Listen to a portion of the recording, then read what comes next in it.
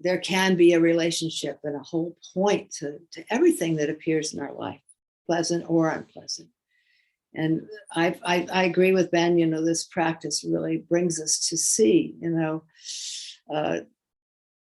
we get to start to see where our mistakes might be so easily, that we might have just missed the point here or there, or we feel fear, or we feel anxiety, we feel confusion. With the Zen, it's hard. If you're asking how is it, you're going to notice. So I've had several people tell me through the years that they actually thought they might be clearer before they started practicing than they felt now, And I said, that's because you're just noticing more, you're noticing, you have courage, and you're noticing your practice, you're noticing your life. And nobody ever said it was going to be easy. Actually, one of the, Four Noble Truths is that life is suffering. And, people think that was being negative. It's not negative. It just is. It just is our human condition, the way we've related to this earth for the amount of history that we're able to remember and write down. It has been fraught with desire, anger, and ignorance from humans. So it's not negative. It just is. We always want what we can't get, or we get what we don't want, et cetera, et cetera. So I have so much appreciation for Primary Point and for the simplicity of unconditionally just noticing what's going on in front of us and seeing how we can relate to it and how we can possibly fix anything that we might have caused, any harm we might have caused, and also on top of all of that, to add to the love and compassion and possibilities that humans also are capable of. So one of the simple ways that Zen Master Soeng Hyang taught us was, he used to say all the time, don't check, don't hold, don't make anything. Only what is this? How is it just now? It's suchness. It's now. It's here. And with Zen, instead of just going and being in a state of bliss with the suchness, with the moment, it's that adding on that question, how is it just now? And it's not self-identification. It's really just only asking, pure and simple, then listening, feeling, touching, being. I'm watching this documentary about 9/11, and it was done by National Geographic. I'd never seen it before. It's very professionally done and very, very moving. And I've seen 5 episodes. I think it might be over, but the last story I heard was that when the second tower, the second building collapsed, this fireman, there was a company there was like 6 firemen, and they had tried to go up, and they realized by the time they were on the 17th floor or something that the building was getting very shaky, and they already knew that the other building had collapsed. So they turned around and around the 17th floor, and this woman was standing there just frozen in panic.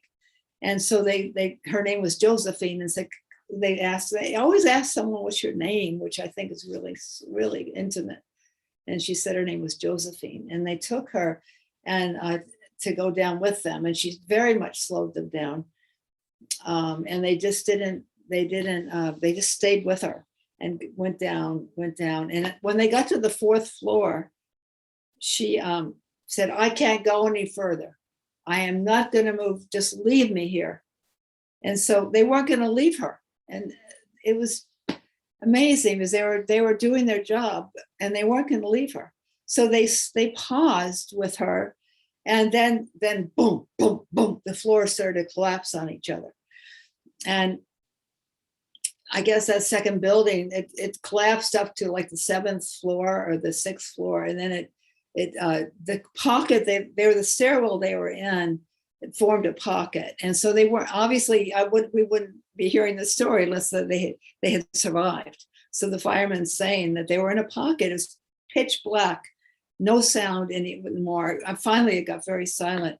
And there they are with Josephine and the 6 of them. And they she started to panic, and she was so afraid something was going to fall on her. So one of the firemen just tented her with his body, and they just kept reassuring her that things were going to be okay. And they didn't think things were going to be okay, but they kept reassuring Josephine things were going to be okay. And so, to make another long story short, they were there for about 2.5 hours, and they made radio contact on the outside, so the firemen that were nearby knew they knew them, and they knew that they were there, but they couldn't find them. They didn't know there was 7 feet of rubble, 7 stories of rubble. The rubble went way higher than I didn't know it was so high. So they're kind of walking around, but they had no way of really identifying where they were.